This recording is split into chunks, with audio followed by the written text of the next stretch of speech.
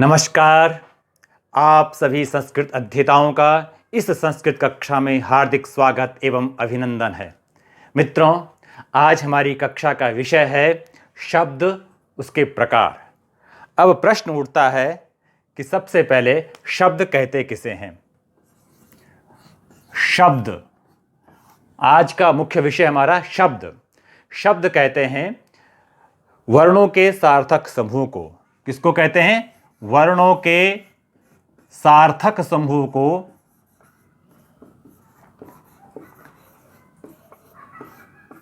वर्णों के सार्थक समूह को शब्द कहते हैं। ये बात आपको स्पष्ट हो गई है ना? वर्णों के सार्थक समूह को शब्द कहते हैं। अब प्रश्न उठता है, इस सार्थक क्या है? सार्थक का मायने क्या है? सार्थक की स्पष्टता करने से पहले सार्थक को समझना बहुत जरूरी है। सार्थक का मतलब है सार्थक, ठीक है? अर्थात अर्थ से पूर्ण, अर्थ से युक्त, जिसका कोई ना कोई मीनिंग निकलता हो, जिसका कोई ना कोई मायने निकलते हो, जिसका कोई ना कोई मतलब हो। एक बात ध्यान रख लीजिएगा। अब यहां पर अर्थ जो है ना, अर्थ, शब्द का अर्थ क्या है? हमें लगता है कि शब्द का अर्थ हम समझते हैं मीनिंग, लेकिन जब हम शब्द के अर्थ पर बात करते हैं तो अर्थ, मीनिंग तो है ही, एक दूसरे अर्थ में भी अर्थ शब्द का प्रयोग होता है। वो क्या है? आपने बचपन में सुना होगा कि आप बार बार बोलते हैं गाय गाय, रोटी रोटी, माँ पिता। ये शब्द बार बार बोले जाते हैं। इन शब्दों के बुलवाने से क्या हम उसका मीनिंग दिखाना चाह रहे हैं? नहीं, इन शब्दों के उच्चारण के पीछे हमारा एक भाषिक सिद्धांत है कि कैसे एक छोटा बालक भाषा को सीखता है। अर्थात वहां शब्द के उच्चारण के साथ साथ क्या अर्थ का बोधन हो रहा? पदार्थ का। जैसे हमने कहा गऊ, तो गौ का अर्थ यहां पर चार पैर वाली गाय, अर्थात पदार्थ है। अर्थात उस पदार्थ को देख करके हमारे मानस में स्पष्ट हो जाए, इसे गाय बोलते हैं, जो सासना लांगूलवती है। परिभाषा क्या है? शब्द की परिभाषा है वर्णों के सार्थक समूह को। तो वो अर्थ का मतलब पदार्थ भी है, उसका कोई ना कोई अर्थ निकलना चाहिए। अब हम कोई भी शब्द बोलें, उस शब्द के कोई ना कोई अर्थ, कोई ना कोई मीनिंग, कोई ना कोई पदार्थ, कोई ना कोई व्यक्ति, कोई ना कोई वस्तु, कोई ना कोई स्थान अवश्य उसमें चिन्हित हैं, छिपे हुए हैं, ध्वनित हो रहे हैं, ठीक है? उसको बोलते हैं शब्द का मायने, उसको बोलते हैं वर्णों के सार्थक समूह। स्पष्ट हो गया? दोबारा से एक बात, आइए। हमने कहा शब्द किसे कहते हैं? तो वर्णों के सार्थक समूह को क्या बोलते हैं? शब्द। तो सार्थक का मतलब क्या निकला? उसका कोई ना कोई अर्थ होना चाहिए। शब्द कहते ही हमारे मानस में एक आकृति आती है, उस आकृति को बोलते हैं अर्थ, उस आकृति को बोलते हैं पदार्थ, जो हमारे मनोमस्तिष्क में अच्छी तरह से हमारे मनोमस्तिष्क में बैठी हुई है। हमने गाय कहा तो हमारे मन में स्पष्ट हो जाता है गाय क्या? सासना। सासना किसे कहते हैं? जो गलकंबल होता है। हमारे मन में बात आती है, जैसे किसी ने कहा कृष्ण, तो हमारे मनोमस्तिष्क में एक शब्द है कृष्ण, अर्थात गीता का उपदेश करने वाला। कृष्ण अर्थात महाभारत में जिसने अर्जुन का रथ का सारथी बन करके संपूर्ण महाभारत में जिसकी अपनी एक महत्वपूर्ण भूमिका आती। कोई भी शब्द आप निकाल लीजिए, माँ कहते ही एक स्पष्ट बोध होता है, जिस माँ के पेट से मैं निकला हूँ, जिस माँ का मैंने दूध पिया है, जो मेरी माँ है। अर्थात हर किसी के लिए उसके एक पदार्थ, एक व्यक्ति, एक वह का बोध हो रहा है। तो समझ में आ गई बात? शब्द किसे कहते हैं? वर्णों के सार्थक समूह को। अर्थात वर्णों का जो समूह है वो सार्थक होना चाहिए। उदाहरण के लिए, इसीलिए याद है ना, मैं क्या सिखाया हमने? पहले हमने वर्ण सिखा दिए थे, वर्णों के प्रकार सिखा दिए थे। जब वर्णों के प्रकार समझ में आ गया तो वर्ण के बाद अगला क्रम किसका आता? शब्द का। तो शब्द किसे कहते हैं? वहीं किससे? वर्णों के सार्थक समूह को। कोई भी शब्द लीजिए आप लेते हैं राम, अब यहां पर क्या होगा?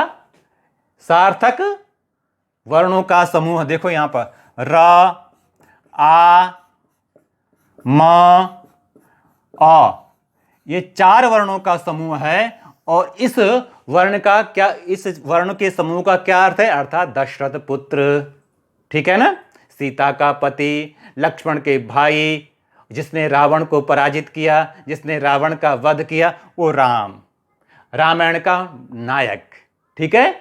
ऐसे ही कोई भी शब्द। अब हम निकालते हैं एक शब्द विद्यालय। क्या शब्द है? विद्यालय। यहां पर वर्ण विच्छेद अगर आपको आता है तो वर्ण विच्छेद की प्रक्रिया आपको इसीलिए समझाई गई है ताकि आपको स्पष्ट हो जाए कि व, ई, द, य, आ, ल, य, ल, अ, य और आ। ये व, ई, द, य, आ, ल, अ, य, आ, इतने जो वर्ण हैं, इन वर्णों के समूह से मिलकर क्या बना हमारा? विद्यालय। अब इन वर्णों के समूह का अर्थ क्या? विद्यालय, जो विद्या का आलय है, एक ऐसा स्थान जहां पर हम विद्या सीखते हैं, जहां पर हमारे गुरुजन हमें पढ़ाते हैं, जहां पर हम अपना सब्जेक्ट क्लियर करते हैं, जहां पर हमारे शंकाओं का समाधान होता है, जहां हम परीक्षा देने जाते हैं, जहां हम दैनिक नियमित जाते हैं, है ना, वहाँ का एक सिलेबस है, एक रूटीन है, अनुशासन में रहते हैं, उस समग्र व्यवस्था का नाम है विद्यालय। अर्थ निकला ना? ऐसा संसार में कोई भी शब्द आप बोलेंगे, उस शब्द का कोई ना कोई मायने है तो शब्द है। उन वर्णों के समूह के यदि मायने नहीं है तो वो शब्द नहीं है। बात स्पष्ट हो गई है आपको? क्या कहा मैंने? अर्थपूर्ण होना चाहिए वर्णों का समूह। अगर वर्णों का समूह अर्थपूर्ण है तो वो क्या होगा? शब्द। अब इतनी बात स्पष्ट करने के बाद अब आता है कि आखिर शब्द कितने प्रकार के होते हैं। शब्द भेदाः। यद्यपि शब्दों के प्रकार इस संस्कृत प्रवेशिका के कक्षा के लिए बहुत महत्वपूर्ण नहीं है, लेकिन मैं जानता हूं मेरी इस कक्षा में सब तरह के विद्यार्थी आ रहे हैं।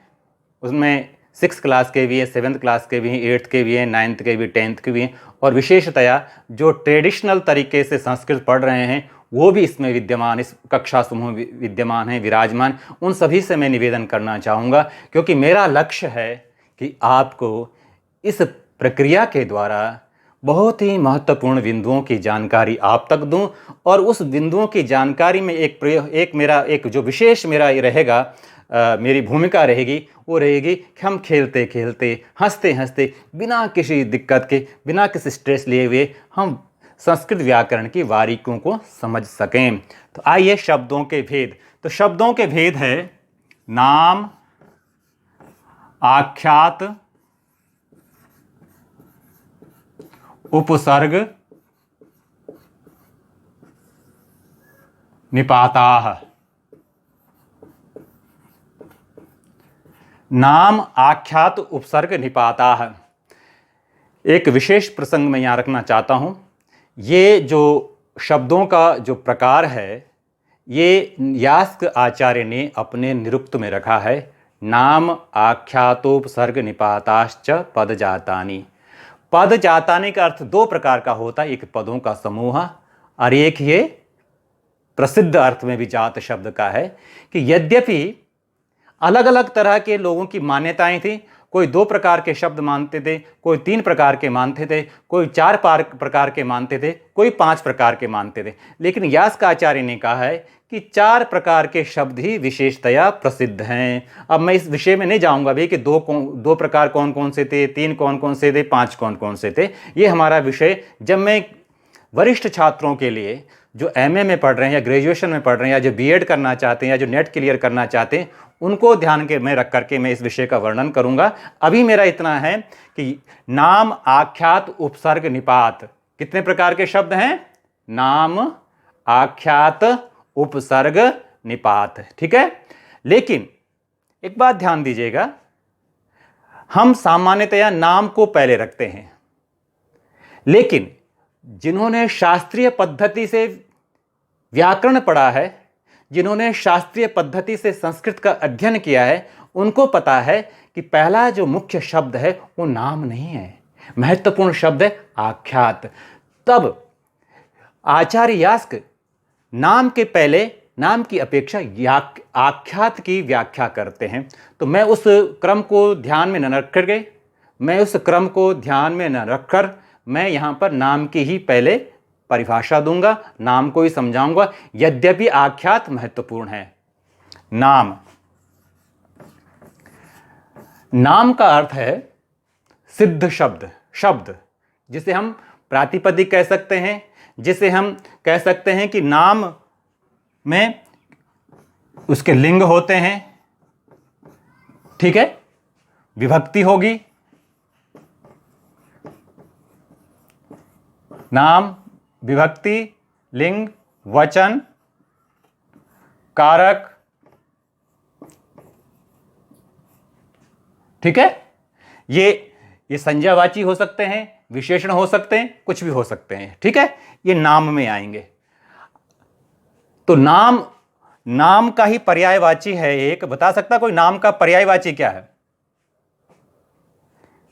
हमें हैरानगी है, जब हम हिंदी का व्याकरण पढ़ते हैं तो वहां पर संज्ञा, परिभाषा, संज्ञा, सर्वनाम, क्रिया विशेषण, विशेषण आदि विषयों को समझाया जाता है। लेकिन जब मैं उनसे पूछता हूं कि अच्छा संज्ञा का कोई पर्यायवाची बता दो, तो शांत हो जाते हैं। तो संज्ञा का पर्यायवाची है नाम। तो जो नाम, जो संज्ञा है, उसी का पर्यायवाची क्या है? नाम। इस बात का ध्यान रख लीजिएगा। ठीक है, हिंदी में जिसे संज्ञावाचक शब्द कहते हैं उसे ही यहां पर नाम कहा गया है, अर्थात प्रातिपदिक। ठीक है, शब्द जिसके लिंग होंगे, विभक्ति होंगे, वचन होंगे, कारक होंगे। ठीक है, ये शब्दों का प्रकार। अगला शब्द आया आपका, जैसे रामः पुल्लिंग है, उसके वचन भी रामः, रामो, रामः, तीनों सातों विभक्ति में रूप चलते हैं। रामः, रामो, रामः, रामम, रामो, रामान, रामेण, रामाभ्याम, रामे। समझ में आया? वचन रामः एक वचन, रामो बोलो ना, रामो द्विवचन, रामाः बहुवचन। ऐसे सर्वनाम शब्द वो भी नाम में आएंगे। सर्वनाम, इसलिए वहां सर्वनाम आया है ना, सर्वनाम। अब देखो संज्ञा में तो वो बता देते, सर्व संज्ञा नाम क्यों रख लेते हैं वो? तो सर्वनाम का जो नाम है वो यहीं आया है। समझ में आया? अर्थात जो सबके नाम हो, सभी तरह के नामों में जिसका, सभी प्रकार के नाम के लिए जिसका प्रयोग होता हो, उसे कहते हैं सर्वनाम। सभी तरह के जो नाम हैं उनके लिए जिन शब्दों का प्रयोग होता है उसको बोलते हैं सर्वनाम। राम अयोध्या के राजा थे, वे बहुत ही प्रजा के प्रिय थे। वे कौन? राम। रावण बहुत ही दुष्ट राजा था, वह हमेशा अपनी प्रजा पर अत्याचार करता था। वह कौन? रावण। दिल्ली बहुत सुंदर राजधानी है, लेकिन आजकल यहाँ बहुत प्रदूषण है, यहाँ दिल्ली में रहने की इच्छा नहीं होती है। ये जो शब्द है ना, ये यहाँ पर ये सर्वनाम में, वह, यह, इसमें, उसमें। ठीक है, समझ में आया? अगला शब्द है आख्यात। आख्यात को समझने के लिए आपको इतना लिख लिया आपने। अगला शब्द है आख्यात।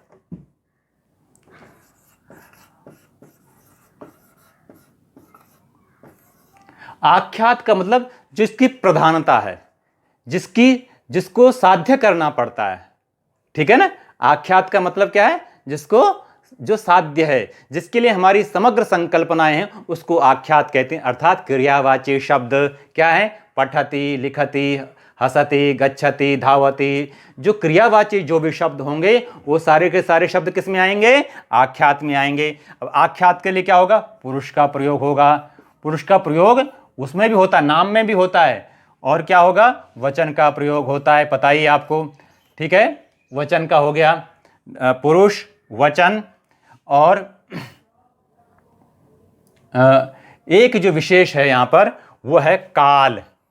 क्या है? काल। काल एक बहुत बड़ी विशेषता है।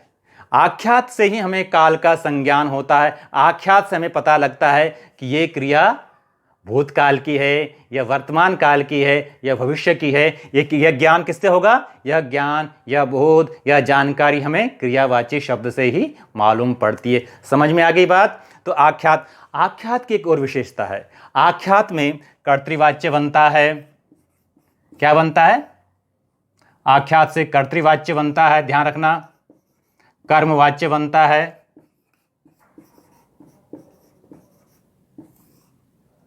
भाववाच्य बनता है। अब सबको ये तीन वाच्य पता है, लेकिन एक और वाच्य है कर्मकर्तृ। कर्मकर्तृ, कर्मकर्तृवाच्य भी बनता है, जहां कर्म स्वयमेव कर्ता बन जाता है। ठीक है? तो उसे बोलते हैं कर्मकर्तृभाव। तो आप कर्तृवाच्य, कर्मवाच्य, भाववाच्य और कर्मकर्तृ, ये चारों के चारों भेद किससे पता लगती है? आख्यात से पता लगती है। जैसे रामः पुस्तकम पठति, कौन सा है ये? कर्तृवाच्य। कर्मवाच्य मया पुस्तकम पठ्यते तेन हस्यते। ठीक है? तो ऐसे ही वृक्ष छिद्यते स्वयमेव, ये क्या हो जाएगा? कर्मकर्तृ। मतलब इतनी सरलता से कि पेड़, जो लकड़ी है, पेड़ अपने आप कट रहा है, तो कर्म ही वहां कर्ता बन गया सहजता से, सौकर्य से। ठीक है? तो कर्मकर्तृ भाव, ये चारों के चारों प्रकार किसके द्वारा बोध होता है? ये बताओ तो सही। आख्यात के द्वारा।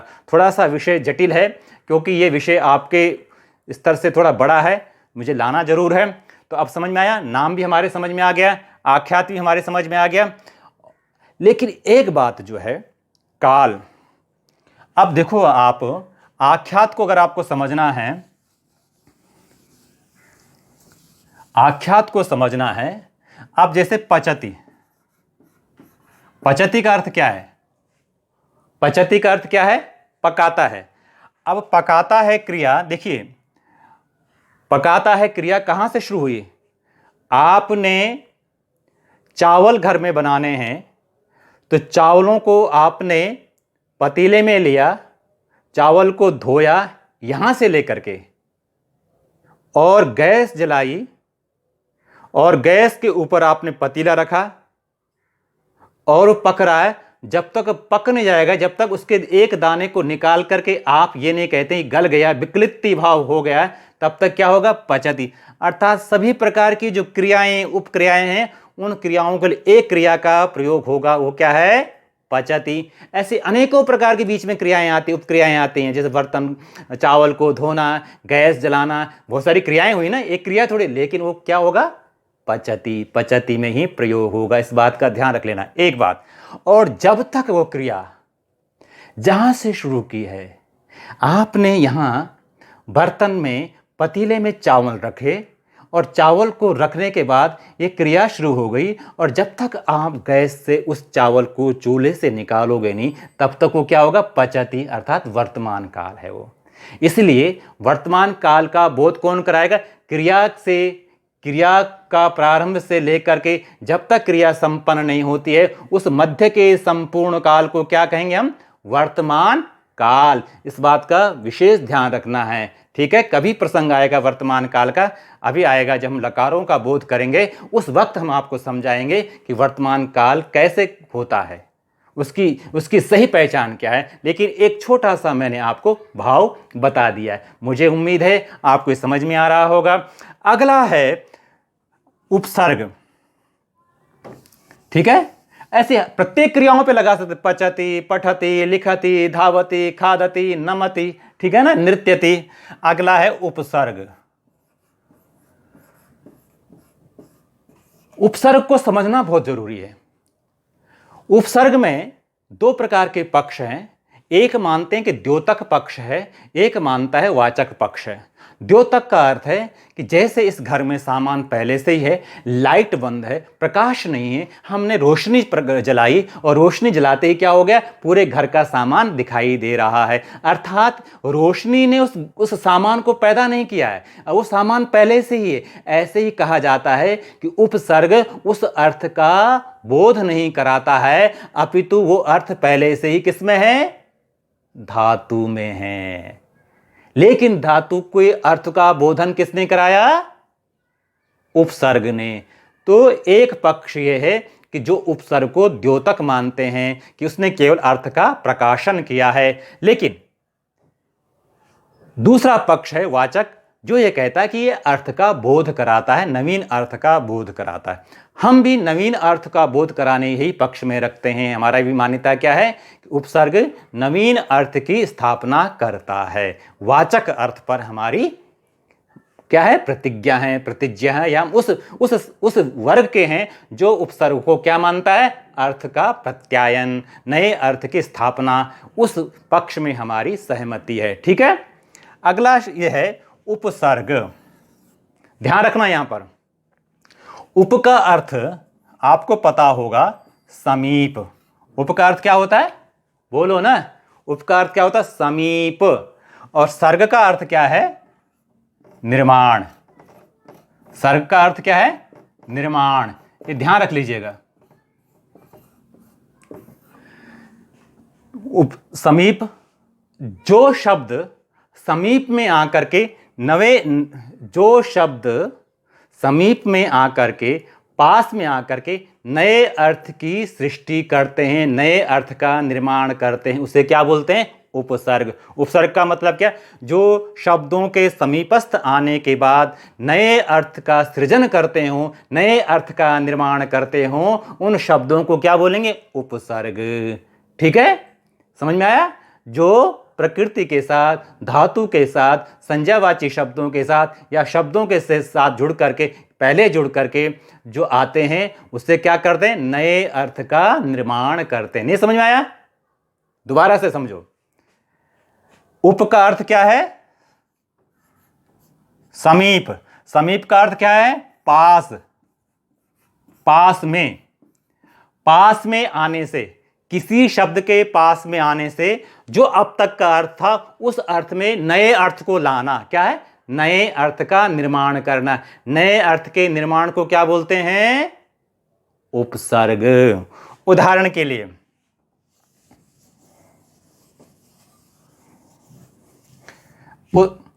हारह। हारह का अर्थ ले जाना, क्या जुड़ गया, उपहार। उप अर्थ बदल गया। ठीक है। ऐसे ही विहार। विहार का अर्थ क्या, घूमना, मस्ती करना।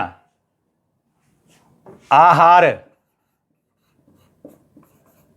देखो, अब तक इस शब्द का अलग अर्थ था, लेकिन उप के जुड़ने से, वी के जुड़ने से, हा के जुड़ने से अर्थ बदल रहा है, नए अर्थ का निर्माण हो रहा है। इसलिए ये जुड़ने वाले शब्द, पास में आने वाले शब्द क्या हैं, उपसर्ग। अगला प्रहार। ठीक है। संहार, संहार। तो ये प्र अप सम अनु औ निस निर दुस दुर भी आंग आदि जितने भी शब्द हैं, इनको क्या बोला जाता है, प्रादयः उपसर्ग।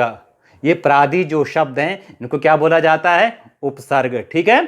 तो इन उपसर्गों के कारण से क्या होता है, नए अर्थ का निर्माण होता है। और नए अर्थ के निर्माण करने वाले किसके, शब्दों के समीपस्थ पड़े जाने से, आ जाने से नवीन अर्थ की ये क्या करते, सृष्टि करते हैं, निर्माण करते हैं, रचना करते हैं। इसलिए क्या हो गया, ये उपसर्ग। समझ में आया। अब उसे कहते हैं निपात। और निपात के लिए यास्काचार्य ने कहा, उच्चावचेषु अर्थेषु निपतंती। जो विभिन्न अर्थों में जिनका निपतन होता हो, ऐसे शब्दों को निपात कहते हैं। ऐसे शब्दों में आते हैं च, इव, न, वा।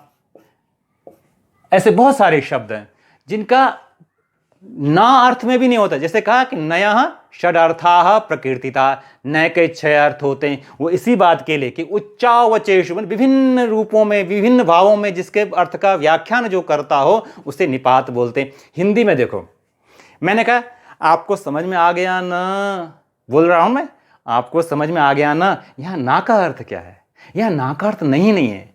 तो ऐसे ही बहुत सारे शब्द हैं जो अपने अर्थ के अलावा भी दूसरे अर्थ में भी उस शब्द का प्रयोग होता है। ऐसे शब्दों को क्या बोलते हैं? निपात। निपात विषय चादयो सत्वे से, उसका निपात होने के कारण से, और निपात होने के कारण से उनकी क्या संज्ञा हो जाएगी? अव्यय संज्ञा। ये वीडियो अच्छा लग रहा हो, मेरी क्लास अच्छी लग रही हो, तो आप सब लोगों से प्रार्थना है कि आप इस वीडियो को सब्सक्राइब करें, बेल आइकन को दबाएं, लाइक करें, कमेंट करें, कमेंट जरूर। आभार और प्रणाम, नमो नमः।